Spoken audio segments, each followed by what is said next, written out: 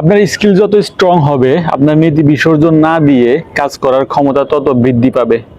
বুঝেন নাই না? আচ্ছা, বুঝিয়ে বলতেছি আমি। এই যে আপনি যে কোনো একটা কাজে যদি এক্সপার্ট হন আর আপনি যদি সেই কাজটাই করেন, তখন কেউ যদি আপনাকে প্রেশার করে একটা ইলিগাল কাজ করার জন্য বা একটা অসৎ কাজ করার জন্য যদি প্রেশার দেয়, আপনি কিন্তু সেখানে না বলে দিতে পারবেন। কারণ আপনি অনেক স্কিল আছে এই কাজ সম্পর্কে, আপনি অনেক এক্সপার্ট, সেজন্য আপনি না বলে দিয়েও সাথে সাথে অন্যখানে গেলেই আপনার আরেকটা চাকরি হয়ে যাবে বা আরেকটা ব্যবস্থা হয়ে যাবে। কিন্তু আপনার যদি কোনো স্কিল না থাকে, আপনি যদি শুধুমাত্র জাস্ট কোনো রকম পড়াশোনা করে একটা কোম্পানিতে এসে ঢুকে গেছেন, তখন যদি আপনার বস বা আশেপাশের কেউ যদি আপনাকে প্রেশার করে, যারা আপনার চাকরি খেয়ে ফেলতে পারে, এরকম কেউ যদি প্রেশার করে আপনাকে, তাহলে আপনাকে নীতি বিসর্জন দিয়ে ওই কাজটা করতে হবে যদি চাকরিটা টিকিয়ে রাখতে চান। এর কারণ হচ্ছে আপনি বাইরে গেলে অন্য চাকরি খুব সহজে খুঁজে পাবেন না।